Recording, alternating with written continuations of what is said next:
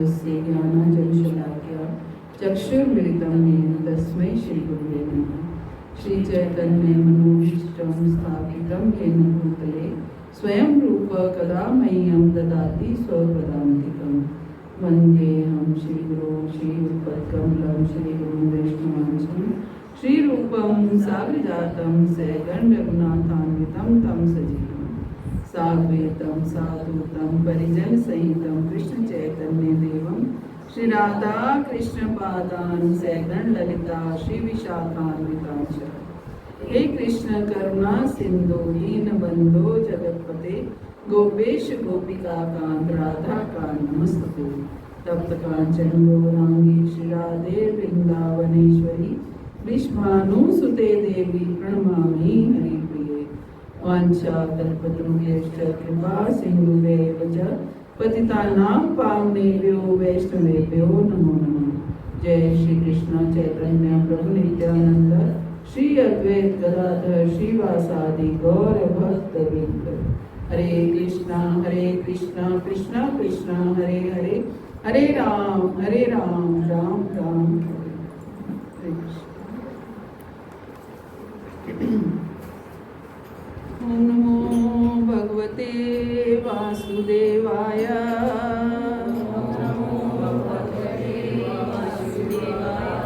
ओम नमो भगवते वासुदेवाय।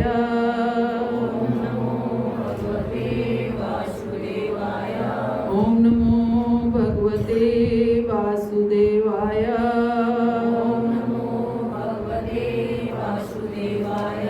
नारायणं नमस्कृत्य नरं चैव नरोत्तमं देवीं सरस्वतीं व्यास ततो जयमुदीरये। नष्टप्रायेषु अभद्रेषु नित्यं भागवत सेवया भगवती उत्तम श्लोके भक्तिर्भक्ति नैष्ठ की। ग्रंथराज श्रीमद् भागवतम की ग्रंथराज श्रीमद् भागवतम स्कंद 4 अध्याय 20 में से आज हम कुछ पढ़ेंगे। अध्याय का नाम है महाराज पृथु के यज्ञ स्थल में भगवान विष्णु का प्राकट्य। तो हम सब पढ़ रहे थे कि कैसे महाराज पृथु जो हैं वो यज्ञ कर रहे हैं। और कितने यज्ञ हुए? 99 यज्ञ उनके पूर्ण हुए। और 100वां यज्ञ जब वो कर रहे थे तो इंद्र ने उनके यज्ञ में विघ्न डाला, उनके घोड़े को चुरा लिया और ये विघ्न उनमें डाला गया। और फिर ब्रह्मा जी उनको, हालांकि पृथु महाराज के जो पुत्र हैं वो इंद्र के पीछे भागे, इंद्र जो कि साधु वेश में थे उनके पीछे भागे उनको पकड़ने के लिए। लेकिन बीच में ही ब्रह्मा जी ने उन्हें बोला कि आप, क्योंकि वो साधु वेश में हैं तो वो इसलिए उन्होंने उसको मारा नहीं। तो ब्रह्मा जी ने उन्हें क्या बोला कि आप अगर 99 यज्ञ भी करोगे तो भी भगवान प्रसन्न हो जाएंगे। कि ऐसे हमें कोई काउंटिंग नहीं करनी है कि हमने इंद्र से ज़्यादा यज्ञ करने हैं या 100 यज्ञ करने हैं तभी ही भगवान प्रसन्न होंगे। ऐसा नहीं है, 99 यज्ञ से ही भगवान प्रसन्न हो जाएंगे। तो अब मैत्रेय, ये सारी कथा कौन सुना रहे हैं?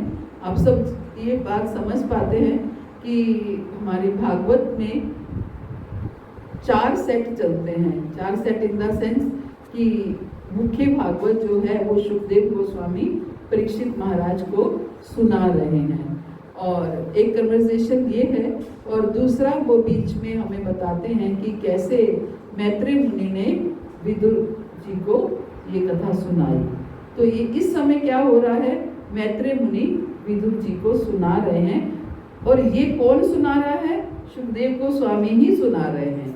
सारी कथा सुखदेव गोस्वामी ही सुना रहे हैं परीक्षित महाराज को, लेकिन वो सुना रहे हैं कि मैत्रेय मुनि ने ये हमें इंफॉर्मेशन दी है। वो ये बताना चाह रहे हैं कि ये इंफॉर्मेशन कहाँ से आई है। तो मैत्रेय मुनि विदुर जी को ये इंफॉर्मेशन दे रहे हैं। तो क्या कह रहे हैं मैत्रेय मुनि की, हे विदुर, महाराज पृथु द्वारा 99 अश्वमेध यज्ञों के संपन्न किए जाने से भगवान विष्णु अत्यंत प्रसन्न हुए और वे यज्ञ स्थल में प्रकट हुए। उनके साथ राजा इंद्र भी था। तब भगवान विष्णु ने कहना आरंभ किया। अब 99 यज्ञ से ही भगवान प्रसन्न हुए और वो यज्ञ स्थल में भगवान विष्णु जो हैं प्रकट हुए और पृथु महाराज से कहते हैं, भगवान विष्णु ने कहा, हे राजा पृथु, स्वर्ग के राजा इंद्र ने तुम्हारे 100वें यज्ञ में विघ्न डाला है। अब वह मेरे साथ तुमसे क्षमा मांगने के लिए आया है, अतः उसे क्षमा कर दो। भगवान क्या कह रहे हैं, भगवान को पता है कि इंद्र ने विघ्न डाला है 100वें यज्ञ में और अब वो मेरे साथ तुम्हारे से क्षमा याचना करने आया है, आप उन्हें क्षमा कर दो। सोचिए कि भगवान ने इंद्र को कुछ नहीं कहा कि तुमने क्यों विघ्न डाला, है ना, और लेकिन भगवान बल्कि उनको साथ लेकर के आए हैं कि अब वो तुमसे क्षमा याचना करना चाहता है। तो इसका क्या अर्थ समझे? भगवान हमेशा उनको पक्ष क्यों लेते? बताइए, आप बताइए क्यों लेते थे? ऐसा नहीं है, भगवान पक्षपाती नहीं है, पक्षपात नहीं करते हैं, लेकिन भगवान अपने शुद्ध भक्तों को और शुद्ध करना चाहते हैं। पृथु महाराज भगवान के शुद्ध भक्त हैं। जब आप क्या होता है, जब दो बच्चे लड़ते हैं तो हम क्या कहते हैं, बेटा तू तो बड़ा है ना, तू तो समझदार है, तू ही मान जा, ऐसा कहा जाता है ना। जब बड़ा बच्चा होता है या कोई समझदार होता है या फिर एक अपना होता है, एक पराया होता है, तो हम क्या कहते हैं, जो अपना होता है उसी को ही कहते हैं तू ही समझ जा, वो नहीं समझेगा। तो इस तरीके से भगवान पृथु महाराज भगवान के शुद्ध भक्त हैं और स्वयं विष्णु के अवतार हैं। तो वो उनको समझा रहे हैं कि आप समझो, वो क्षमा याचना करने आए हैं तो आप उनको क्षमा दे दीजिए। ऐसा नहीं कि भगवान पक्षपात करते हैं, भगवान तो अपने कई बार ऐसा होता है कि दिखता ऐसे, फिर बच्चा क्या कहता है, आप तो हमेशा उसी की फेवर लेकर करते हो। बच्चे भी यही कहते हैं ना, जब हम ऐसे करते हैं तो बच्चा भी यही कहता है, आप तो हमेशा उसी की फेवर करते हो, आप उसको कुछ नहीं कहते क्योंकि उसने गलती करी है तो आप उसको बोलो। लेकिन ऐसा नहीं है, माता पिता जानते हैं कि कौन ठीक है कौन गलत है, लेकिन जिस बच्चे के साथ जो बच्चा समझदार होता है या बुद्धिमान होता है तो माता पिता चाहते हैं कि तू तो समझदार है, तू क्यों अपना वो कर रहा है, वो तो है ही शैतान, वो तो है ही ऐसा। तो इस तरीके से भगवान जो है समझा रहे हैं पृथु महाराज को। और इसको अगर हम अपनी मटेरियल लाइफ के साथ देखा जाए या भक्ति जीवन के साथ भी इवन देखा जाए तो हम भी ऐसा ही करते हैं। ऐसा अगर मान लीजिए एक व्यक्ति ने गलती करी, हमारे अगर अपने ही ग्रुप में ही देख लीजिए, मान लीजिए एक व्यक्ति ने गलती करी और दूसरा व्यक्ति उससे नाराज हो गया कि हाँ इसने मेरे साथ ऐसे कर दिया, तो क्या होगा? अगर माता जी ये कह देंगी कि हाँ भाई दूसरे व्यक्ति ने गलती करी है तो चलो ये आपसे माफ़ी मांग लेता है, ये आपसे माफ़ी मांग लेते हैं, तो दूसरा व्यक्ति क्या कहेगा, माता जी उसको तो कुछ कहती नहीं है, हमेशा मुझे ही कहती है ना, आप हमेशा मुझे ही डांटते रहते हो। तो इसका क्या मतलब है? यही है ना, यही कहा जाता है ना, आप मुझे ही डांटते रहते हो। तो क्या भगवान हमें सिखाना चाह रहे हैं? अपनी हर लीला से साइलेंट करो प्लीज फोन को।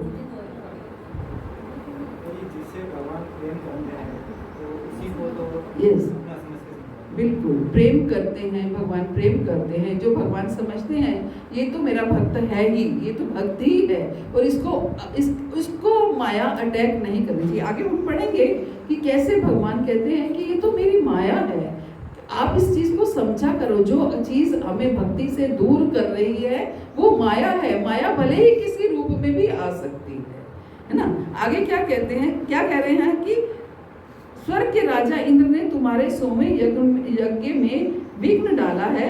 अब वह मेरे साथ तुमसे क्षमा मांगने के लिए आया है, अतः उसे क्षमा कर दो। हे राजन, जो व्यक्ति परम बुद्धिमान तथा दूसरों का शुभ चिंतक होता है वह मनुष्यों में श्रेष्ठ समझा जाता है। भगवान समझा रहे हैं पृथु महाराज को कि जो व्यक्ति परम बुद्धिमान तथा दूसरों का शुभ चिंतक होता है वह मनुष्यों में श्रेष्ठ समझा जाता है।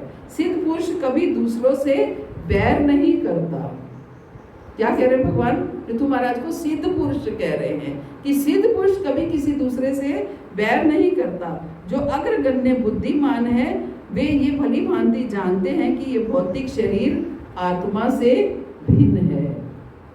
फिर भगवान आत्मा और शरीर के भेद को समझाते हुए आगे बताते हैं,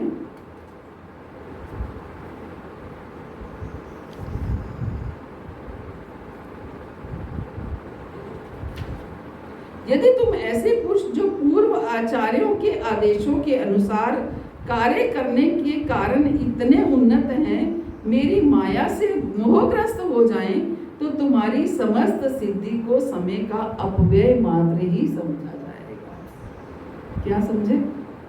क्या कह रहे हैं? ये भगवान की वाणी है।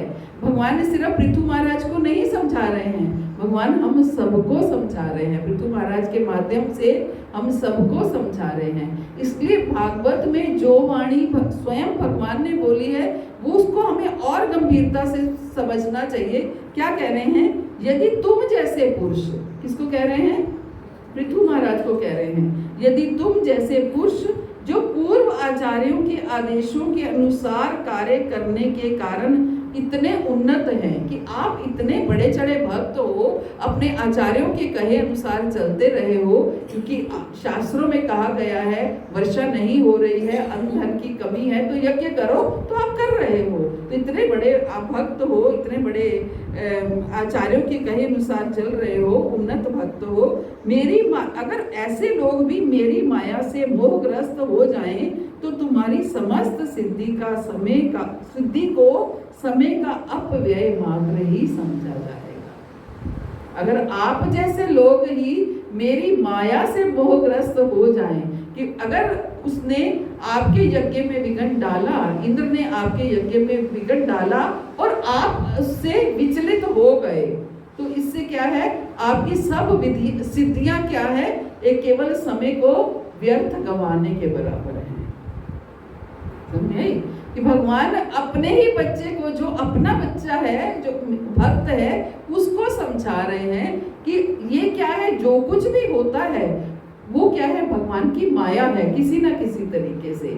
और वो उस माया से अगर आप विचलित हो रहे हो, आपके पास कोई भी ऐसी सिचुएशन है जो हमें प्रोवोक नहीं कर रही है, हमें विचलित नहीं कर रही है, तो हम क्रोध नहीं कर रहे हैं, या तो हम किसी से गुस्सा नहीं हो रहे हैं, तो हम विचलित नहीं हो रहे हैं, तो कोई बहुत बड़ी बात नहीं है कि कोई सिचुएशन ऐसी कोई है ही नहीं कि आप प्रोवोक हो या आप उत्तेजित हो जाएं, विचलित हो जाएं, कोई सिचुएशन ही नहीं है। लेकिन अगर सिचुएशन ऐसी हो उसके बाद भी आप विचलित ना हो, है ना?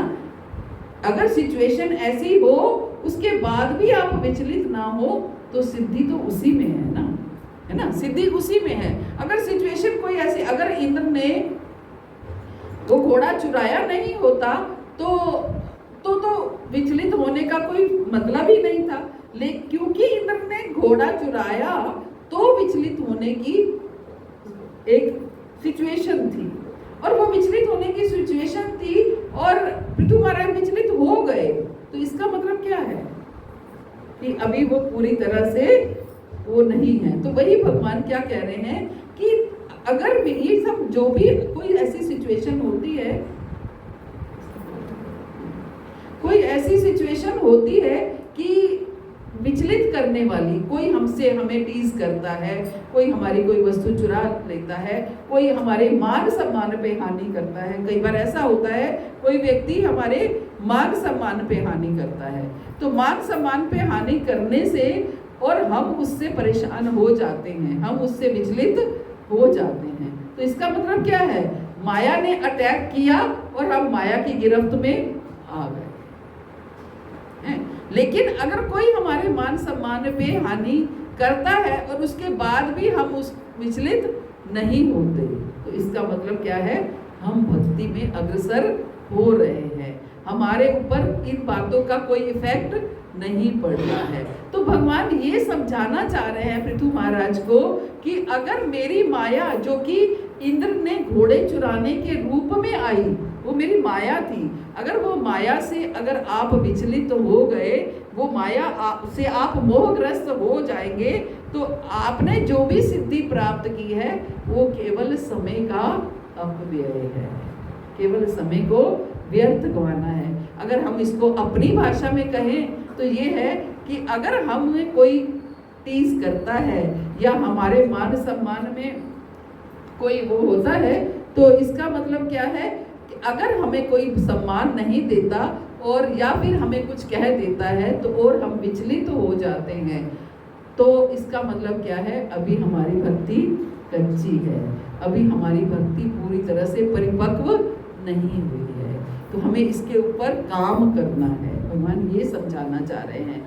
पृथु महाराज को ये समझा रहे हैं उनकी घोड़े चुराने के एपिसोड से, और हमें ये समझा रहे हैं कि कैसे कभी भी कोई ऐसी बात आए जिससे हमें ठेस लग जाए, ठेस लगने वाली बात हो और हमें उससे ठेस लग जाए और जिसकी वजह से हम विचलित हो जाएं, तो भगवान कहते हैं फिर अभी आपने जो भी सिद्धि प्राप्त की, जो भी भक्ति की, वो अभी उसमें कमी है, उसमें वो कच्ची है। ये भगवान समझाना चाह रहे हैं, है ना।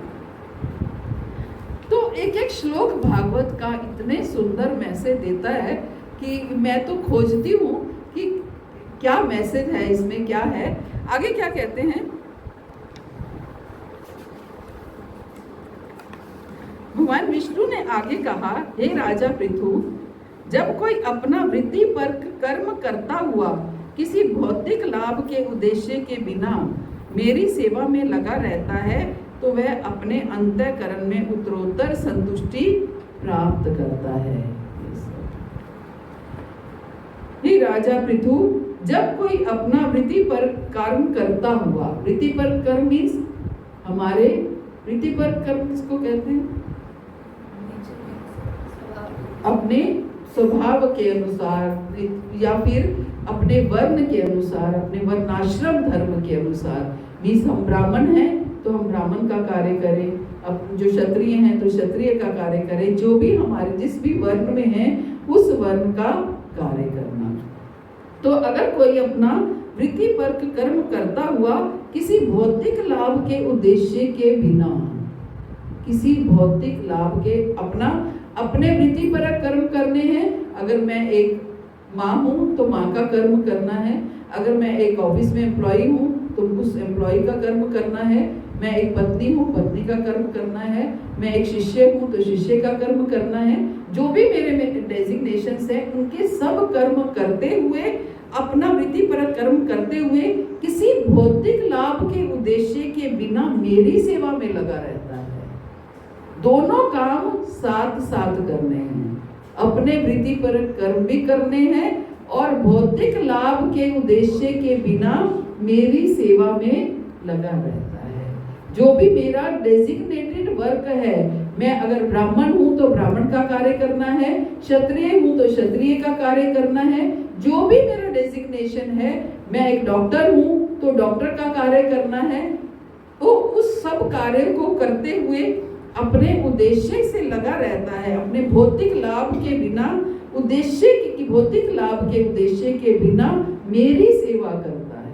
अगर हम अपने वृत्ति कर्म कार्य को बिना भौतिक लाभ के करेंगे तो क्या होगा, वो अपने आप ही भगवान की सेवा होती चली जाएगी। मान लीजिए हम कोई भी ऑफिस में काम करते हैं और ऑफिस में ठीक है, ये नहीं कि हम ऑफिस में काम कर रहे हैं तो हमें सैलरी की आशा नहीं होगी, सैलरी की आशा होगी क्योंकि हम सैलरी के लिए काम कर रहे हैं। लेकिन इसके अलावा हम इसलिए काम करें कि हमारा मान सम्मान हो, हमें अच्छा कहा जाए, हमें मैनेजर्स अच्छा कहे, हमारे जो सीनियर्स हैं वो अच्छा कहे, ये कोई हमारा लक्ष्य नहीं है, क्योंकि हमारी ड्यूटी है, हम उसकी सैलरी ले रहे हैं तो हमें उसका काम करना है। तो वो काम करते हुए बिना किसी भौतिक लाभ के उद्देश्य से अगर हम वो काम करते हैं तो क्या होता है, तो वो क्या है, भगवान की सेवा है। वो हर कुछ भगवान की सेवा है। अगर हम कोई भी कार्य बिना किसी भौतिक इच्छा के करते हैं वो ऑटोमेटिकली भगवान की सेवा हो जाती है ना। अगर मान लीजिए हम रास्ते में जा रहे हैं, किसी की मदद कर दी, किसी को रोड क्रॉस करा दी हमने, कोई बुजुर्ग हैं उनको हमने रोड क्रॉस करा दी, उसके पीछे हमारा कोई भौतिक लक्ष्य नहीं है, उनकी मदद की, ठीक है। ये भी नहीं है कि कोई मेरे को देख रहा है, कोई मान सम्मान है, वो भगवान की सेवा है। भले ही हमने उस वृद्ध व्यक्ति की मदद की, किसी अंधे की मदद की, किसी की भी हमने मदद की, तो अगर वो किसी भौतिक लाभ के बिना है तो वो भगवान की सेवा है। भगवान ये कहते हैं, भौतिक लाभ के उद्देश्य के बिना मेरी सेवा में लगा रहता है तो वह अपने अंतःकरण में उत्तरोत्तर संतुष्टि प्राप्त करता है। ऐसा हम सब महसूस भी करते होंगे। जो लोग, कभी कभी ऐसा होता है कि हम कोई ऐसा कार्य करते हैं जिसमें कोई हमारा अपना पर्सनल उद्देश्य नहीं होता, ना ही कोई लाभ की आशा होती है, ना ही कोई मान सम्मान की आशा होती है। केवल ठीक है, हमें अवसर मिला किसी की मदद करने का और हमने वो कार्य किया तो हमें कितनी संतुष्टि होती है। भगवान पृथु महाराज को ये समझा रहे हैं। आगे भगवान कहते हैं,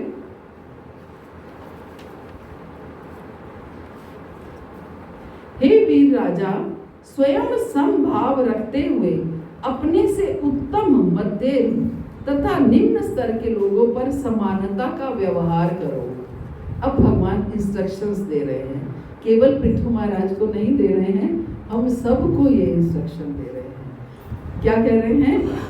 स्वयं समभाव रखते हुए अपने से उत्तम, मध्यम तथा निम्न स्तर के लोगों पर समानता का व्यवहार करो। अपने से ऊपर हों, हमारे लेवल के हों या हमारे से नीचे हों, सब में समानता का व्यवहार करो। क्षणिक सुख या दुख से विचलित ना हो।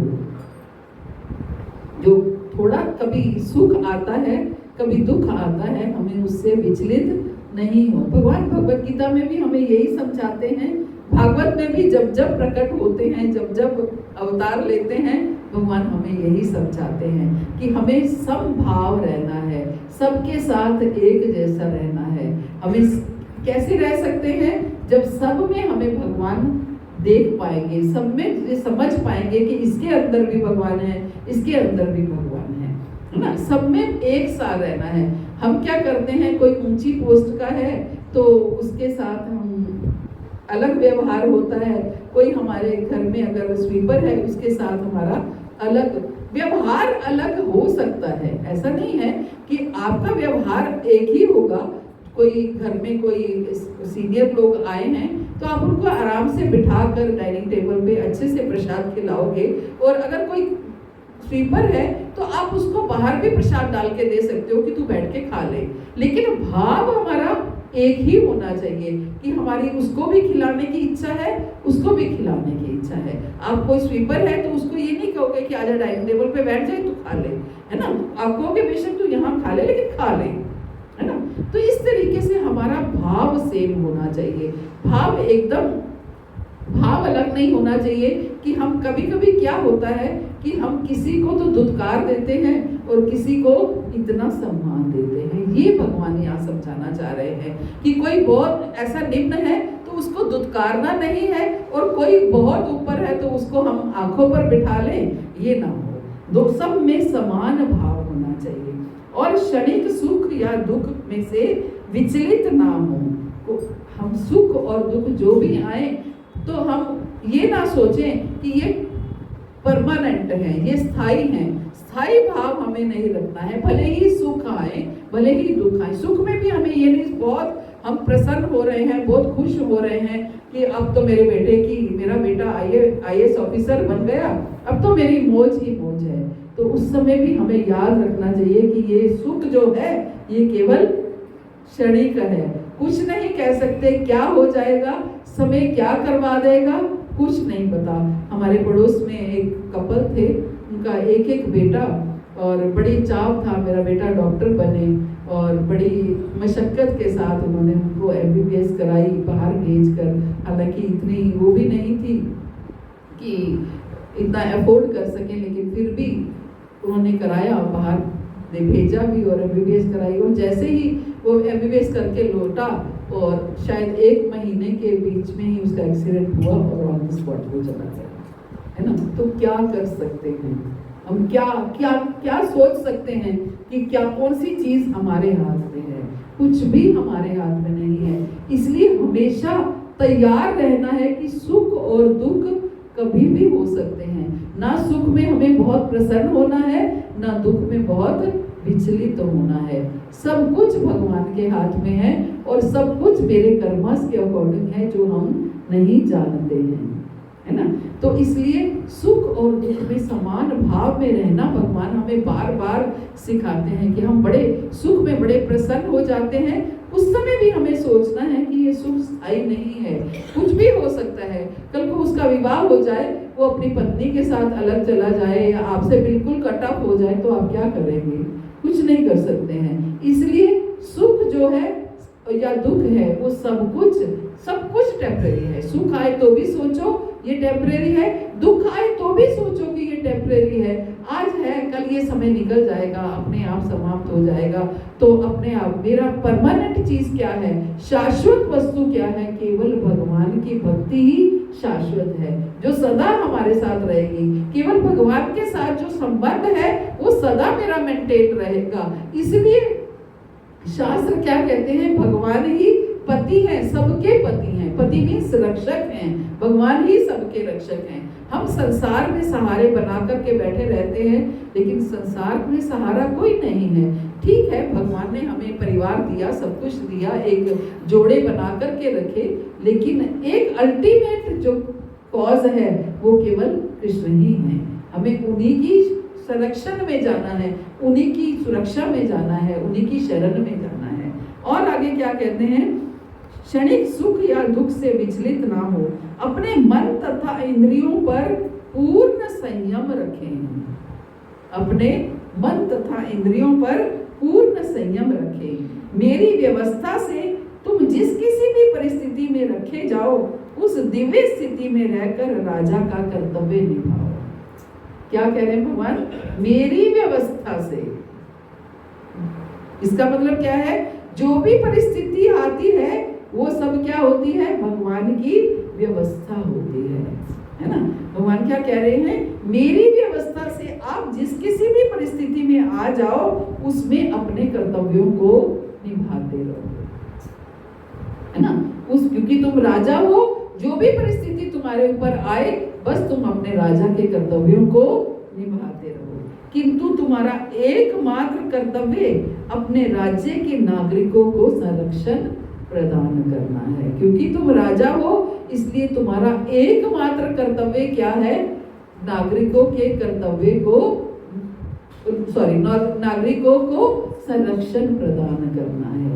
हमारा एकमात्र कर्तव्य है कि नागरिकों को संरक्षण प्रदान करना। तो हमें इन बातों को जरूर देखना है कि कोई भी परिस्थिति आए, सुख आए, दुख आए, कुछ भी आए, बिना विचलित हुए अपने कर्तव्य की तरफ फोकस करना है, अपने लक्ष्य की तरफ फोकस करना है। और हमारा लक्ष्य क्या है?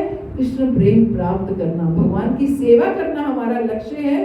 बस वो उस लक्ष्य को साधते हुए अपने वृत्तिपरक, अपनी जो ड्यूटीज हैं, अपने जो कर्तव्य हैं, वो करते रहना है। भगवान कहीं नहीं कहते हैं कि अपने कर्तव्यों को छोड़ दो। भगवान हमेशा यही कहते हैं कि अपने कर्तव्य को करते रहो।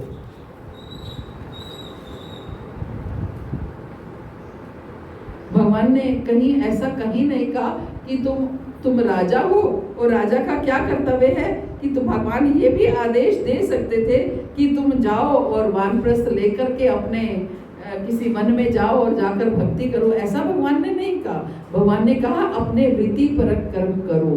अपने राजा हो तो अपनी प्रजा को संरक्षण प्रदान करो, और लेकिन केंद्र में मुझे रखो। जो भी सुख दुख आए, ये सुख दुख भी माया ही सुख दुख के रूप में आती है, हमें विचलित करने के लिए। क्या हम होता क्या है, ज्यादा सुख आए या ज्यादा दुख आए, दोनों ही परिस्थितियों में हम भक्ति में डगमगाते हैं, है ना, दोनों ही परिस्थितियों में। इसका मतलब क्या है, सुख और दुख दोनों ही माया के रूप में, माया जो है वो दोनों सुख और दुख के रूप में आती है और हमें विचलित करने का प्रयास करती है। अगर हम विचलित हो जाते हैं तो हमारी फेलियर है, अगर हम विचलित नहीं होते हैं तो हम माया को पार कर जाते हैं। बस अगला एक श्लोक थोड़ा सा पढ़ेंगे, बहुत सुंदर है कि भगवान राजा का धर्म बता रहे हैं। क्या बता रहे हैं कि राजा का निर्दिष्ट धर्म है कि वो राज्य के सारे नागरिकों को सुरक्षा प्रदान करे। क्या धर्म है कि राज्य के सारे नागरिकों को सुरक्षा प्रदान करे। अगर वो ऐसा करता है, ऐसा करने से राजा को अगले जन्म में प्रजा के पुण्यों का 6वां भाग प्राप्त होता है। अगर राजा अपने नागरिकों को सुरक्षा प्रदान करता है ठीक से, सुरक्षा का अर्थ ये नहीं है कि केवल प्रोटेक्शन, कि उनके ऊपर कोई अटैक ना कर दे, ये ऐसी सुरक्षा की बात नहीं हो रही है यहाँ पे। सुरक्षा मीन्स उसको मोक्ष की तरफ लेकर के जाता है, उनको भक्ति में लगाता है, उनको पूर्ण रूप से सुरक्षित करता है कि ये सब अपने भगवत धाम, भगवान के धाम में जाएं, ताकि इन्हें वापस इस भौतिक जगत में ना आना पड़े।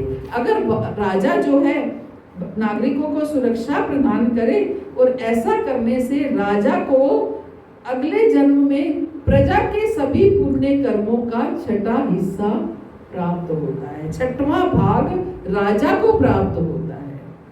आगे कहते हैं, किंतु जो राजा अथवा प्रशासक प्रजा से केवल कर वसूल करता है और नागरिकों को समुचित सुरक्षा प्रदान नहीं करता, तो उसके पुण्य प्रजा छीन लेती है, उसके पुण्य प्रजा छीन लेती है और सुरक्षा ना प्रदान करने के बदले में उसे प्रजा के पाप कर्मों का भागी बनना पड़ता है। ये शास्त्र बताते हैं, ये कोई मनगढ़ंत बातें नहीं है, ये भागवत बता रही है कि अगर राजा अपने प्रजा को सुरक्षा प्रदान करता है, अर्थात उन्हें मोक्ष की तरफ लेकर जाता है, भक्ति मार्ग पर लेकर के आता है। अगर भक्ति मार्ग पर जीव आ जाता है तो क्या है, पूर्ण रूप से सुरक्षित है। अगर उनको भक्ति मार्ग पर लेकर आता है तो प्रजा के पुण्यों का 6वां हिस्सा राजा को प्राप्त होता है। और अगर वो ऐसा नहीं करता है, प्रजा को भक्ति मार्ग पर ना ला करके बल्कि उनसे केवल कर वसूल करता है और सुरक्षा प्रदान नहीं करता है, तो राजा प्रजा के पापों को भी राजा को भोगना पड़ता है अपने जीवन में। ये भागवत बता रही है। तो हम सब जानते हैं कि हमारे राजा इन सब कार्यों में बहुत मदद कर रहे हैं और प्रयास कर रहे हैं कि जनता को पूरी सुरक्षा प्रदान करें और हर जगह हमारे धर्म को आगे बढ़ाने के लिए वो बहुत प्रयास कर रहे हैं। हम देखते हैं अयोध्या में या कहीं और काशी में, हर जगह उन्होंने पूरा अपना प्रयास किया है कि कैसे धर्म को आगे बढ़ाना है। हालांकि वैसे तो वो हैं, लेकिन पता नहीं वो ये बात जानते हैं या नहीं जानते, आई डोंट नो, कि प्रजा की पुण्य का 6वां हिस्सा उन्हें मिलने वाला है। लेकिन फिर भी जो भी वो कर रहे हैं वो बहुत सुंदर कर रहे हैं। तो हम सबको मिल के ये प्रयास करना है ताकि ये हमारे राजा बने रहें। गुरु महाराज का यही आदेश आया है, संदेश आया है हम सबके लिए। तो हमें इस चीज़ के लिए अवश्य प्रयास करें कि ताकि धर्म जो है सुरक्षित रहे। धर्म सुरक्षित है तो हम सब सुरक्षित हैं, हम सब सुरक्षित हैं। तो बाई चांस भागवत भी हमें आज यही सुना रही है और गुरुदेव का भी यही संदेश है। तो हमें इसको बहुत अच्छे से समझना है और प्रयास करना है कि हम दूसरों को भी इस संदेश को पहुंचाएं और दूसरों को भी ये बात हम समझा सकते हैं और बता सकते हैं।